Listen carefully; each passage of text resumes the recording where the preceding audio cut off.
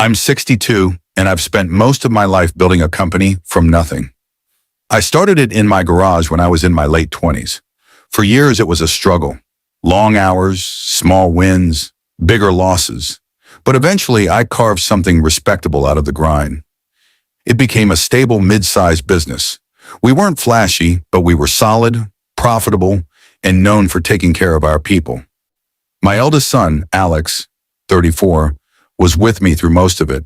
He started helping when he was still in high school, organizing stock rooms, shadowing me in meetings, even sacrificing social time with friends just to learn the ropes.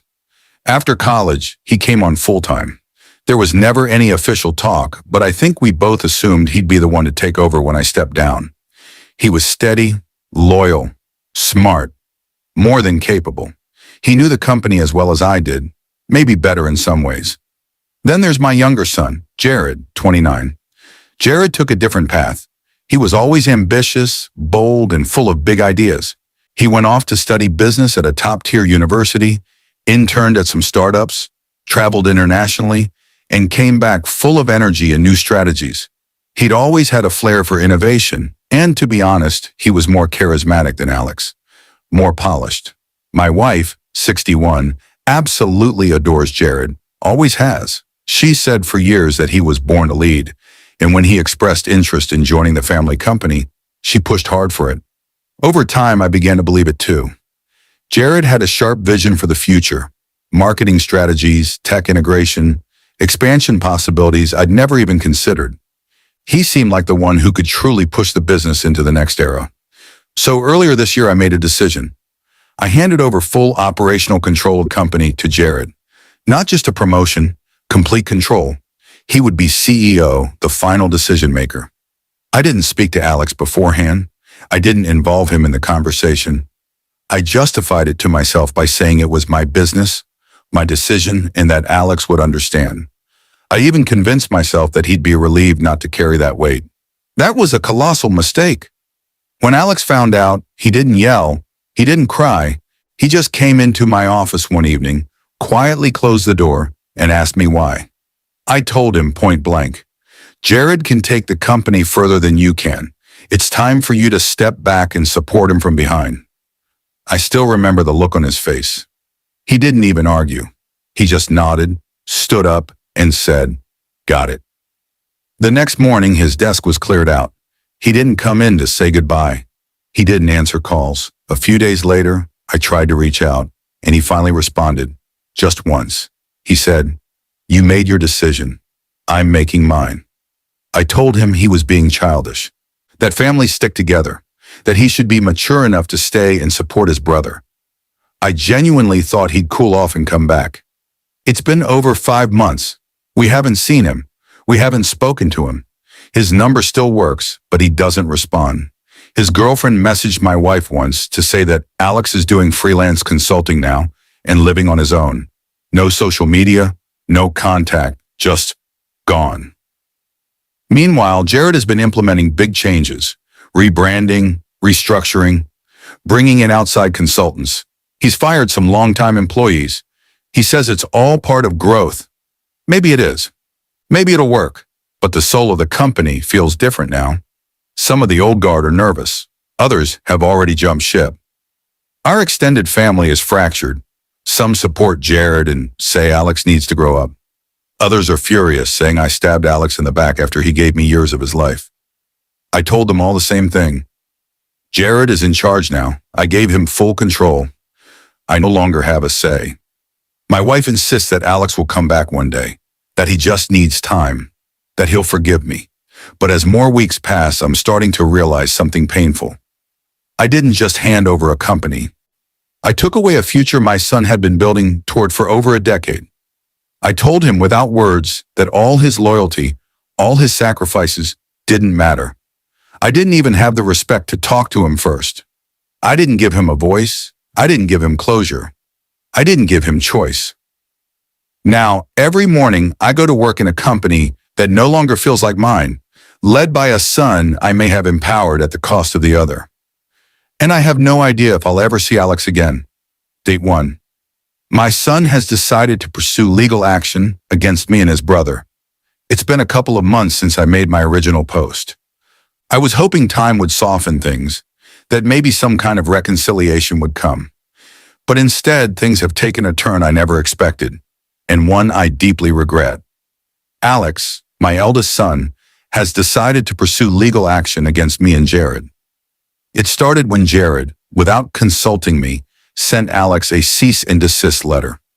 Jared claimed Alex was infringing on company IP and trade secrets through his freelance consulting work. I found out after the fact, and I was blindsided. But it didn't stop there. Apparently, Jared has also been bad-mouthing Alex to some of our longtime clients, painting him as unstable, bitter, and disloyal. A few of them reached out to Alex directly, and from what I've heard, he was blindsided and humiliated. I called Jared into my office and demanded an explanation. His answer? I'm protecting the company. He's a liability now. I told him this wasn't just a business issue. This was his brother. He responded coldly, saying, "This is my decision. You told me I was in charge." He's not wrong. I did say that. Alex, for his part, has hired a high-profile attorney named Steve. I know the name. He's known for being aggressive and thorough, the kind of lawyer you don't hire unless you're serious. The suit, as I understand it, is primarily for defamation and professional sabotage. Alex has no intention of trying to reclaim the company. He just wants his name cleared and to be left alone to build his career without interference. I tried to call Alex. I left a message apologizing, telling him I never wanted this to happen, that I didn't know Jared was doing these things. He hasn't responded. My wife is devastated. She still believes there's a path back to peace, but I'm not sure anymore. Jared refuses to back down. He says this is what leadership looks like, making tough calls to protect what's his. And he's right, in a cold business sense. But it feels like I've created a monster. I wanted the company to thrive. I thought Jared had the drive to take it forward. But now I'm watching my sons go to war with each other, and I realize I didn't just break a family. I may have fueled a fire that's going to burn everything we built. And I don't know how to stop it anymore. Day 2. The legal case between my sons has gotten brutal, and I'm starting to see the full extent of the damage. It's been another couple of months since my last post, and I wish I could say things have gotten better. But if anything, it's worse than I could have imagined. The legal case between Alex and Jared has been absolutely brutal. What started as a defamation and interference lawsuit has turned into a drawn-out, high-stakes court battle. I've been pulled into it too. Not as a defendant anymore, but as a witness and possibly more depending on how things unfold. What I didn't fully grasp before, but do now, is just how far Jared has been willing to go. I always knew Jared was ambitious, confident, even aggressive when it came to getting what he wanted. But I never imagined he'd use dirty tactics, not against his own brother. He's tried to completely destroy Alex's ability to work. He had company lawyers petition the court to freeze Alex's bank accounts and assets, claiming potential IP theft and financial damages.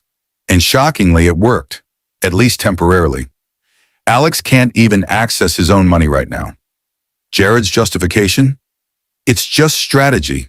But here's the thing, it's backfiring. Hard. Alex's lawyer, Steve, is nothing short of relentless. He's uncovered emails, internal memos, client communications, proof that Jared has been systematically spreading falsehoods about Alex and using his position to sabotage him professionally. The court is starting to pay attention. From what I've seen and heard, Jared may have overplayed his hand. And it's not just the courts. I've started to hear troubling things from inside the company. Morale is at an all-time low. After Alex left, people were shaken, but they stayed. Then the changes started, restructures, micromanagement, surveillance policies. Jared's become paranoid. Anyone who speaks up gets pushed out or fired. The culture we spent decades building, one of loyalty and trust, is gone. Even the investors and board members are growing anxious. The ongoing legal war between my sons is making the company look unstable. Some have started privately reaching out to me, asking what's going on, if there's a plan. I don't know what to tell them. I don't have control anymore. I gave it all to Jared.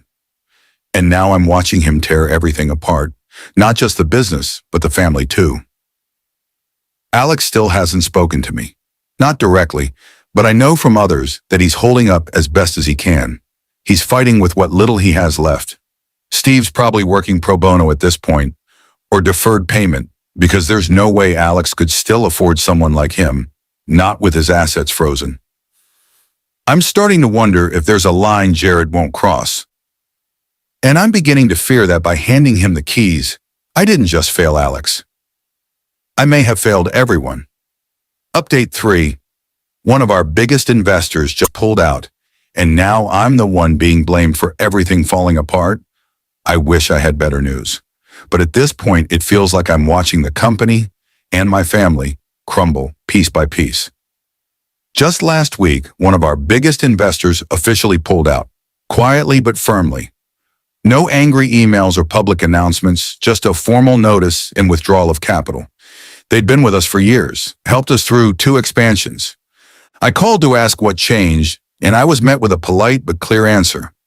This situation has become unmanageable.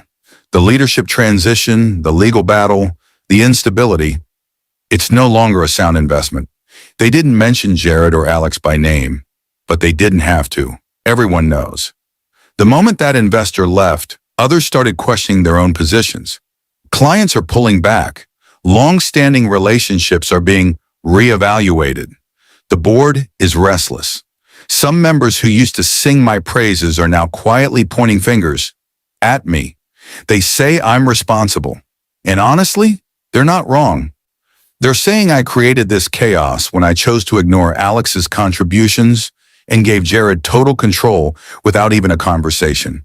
That I undervalued the son who gave me 15 years of loyalty and helped build the foundation of what we had. That I allowed ego, favoritism, and pressure from my wife to blind me. And now Jared's leadership is being openly questioned by the board, by employees, even by clients. Word is spreading fast that Jared has been hiring his friends into major roles, people with little to no experience in our industry. Some don't even have relevant backgrounds. They're running departments like it's a college group project. One of our senior managers recently quit, and in her exit interview she said, "This isn't a company anymore, it's a playground." Meanwhile, I found out from a mutual contact that Steve, Alex's lawyer, is indeed working pro bono. He believes in Alex's case that much, and apparently he's not the only one.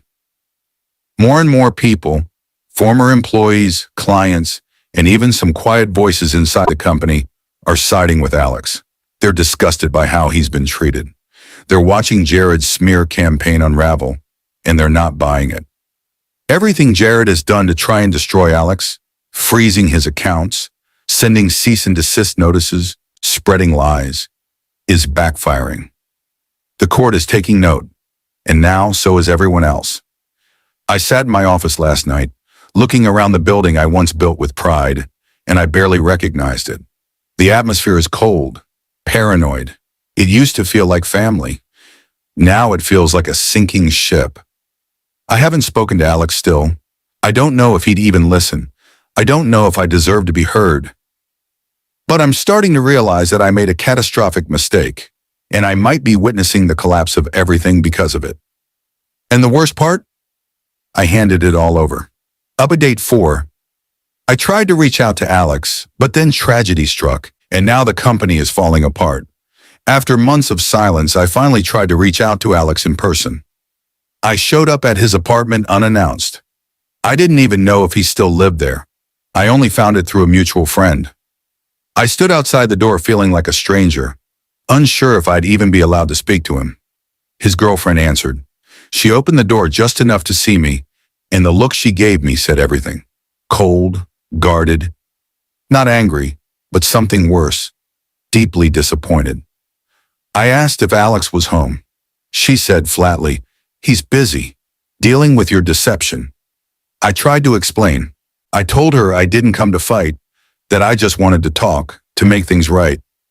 She didn't raise her voice. She didn't insult me. She just shook her head and said, "You can't undo what you handed over so easily." Then she closed the door. That was it. When I got back home, my wife was in tears. She's finally beginning to understand what's been done, what we did. She confessed she never imagined Jared would turn out like this, that her push for him to take over wasn't about business. It was pride, her desire to see her golden child succeed, no matter the cost. She said, through sobs, "I thought I was protecting our future. I didn't know we were burning down our family." And then, just when I thought things couldn't get any worse, tragedy struck. 2 days ago, a major incident happened on one of our company's sites. A serious equipment failure led to an accident that injured several workers. One of them, someone who's been with us since the early days, is in critical condition, fighting for their life in the ICU. And the investigation? It's already begun. Turns out the entire project had been managed under one of Jared's newly promoted executives, a close friend of his with barely any experience. The cost-cutting measures they implemented ignored several safety protocols, all to streamline operations, Jared said. Now the company is in full panic mode. HR is overwhelmed. Legal is scrambling. Employees are scared. The board is demanding answers. And Jared? He's crumbling. Frantic, paranoid, refusing to answer to anyone. He won't speak to the board. He won't give statements to the investigators. He's lashed out at staff, accused people of sabotage, and worst of all, his focus is still entirely on taking Alex down. He's obsessed, like Alex is the root of all his problems, instead of facing the disaster he's created himself. I don't know what happens next. I'm watching my younger son spiral into something I barely recognize. I'm watching the company I built turn into a legal and ethical minefield, and I'm realizing, more and more each day, that I not only betrayed my eldest, I empowered something that might destroy us all. I stood outside my son's door and couldn't even earn 5 minutes of conversation. Now I'm standing outside the ruins of everything I once built, and I don't know if there's anything left to save. Date 5.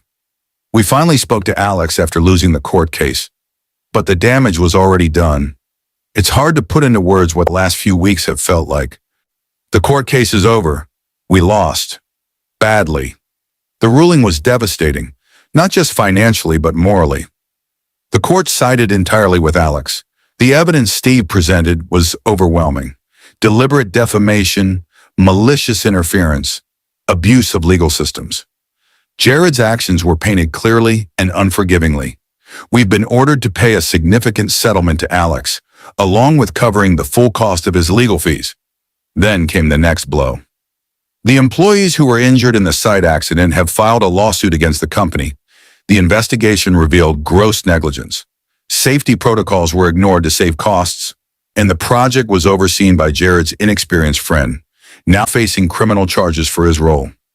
One of the workers is still in critical condition. The company is in freefall. Meanwhile, Jared is being removed as CEO. The board, under pressure from investors and legal counsel, pushed for his removal unanimously. The same board that once celebrated him is now trying to distance themselves entirely. And that's when they suggested the unthinkable. Bring Alex back. They claimed it was the only way to salvage the company's reputation and restore some level of confidence. Alex, despite everything, agreed to meet with us just once. He came in with his fiancée, the same woman who'd turned me away at the door a few weeks ago. He looked calm, not cold but unshaken. A man who no longer needed validation. We sat across from him in the boardroom.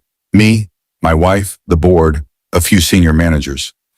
I tried to speak first, to apologize, to say we wanted to make things right. But he didn't let me finish. He let out a short, sharp laugh and said, "You handed the company to your golden child behind my back, erased my years of work, humiliated me. And now, after you've driven it into the ground, you expect me to come back like a good little dog to fix it?" The room was silent. I tried to explain. We all did. My wife broke down and begged him to just talk with us, to hear us out. But he stood up, looked straight at us and replied, "You didn't talk to me when it mattered. So why should I talk to you now?" And with that, he walked out. He didn't yell. He didn't slam the door. He just left. The next morning, the news broke. Alex had officially launched his own firm, backed by former investors, staffed by former employees, supported by former clients. People are flocking to work with him. He's building something new and clean, out of the rubble we left him. And us? We're being sued by injured workers. The board is in shambles.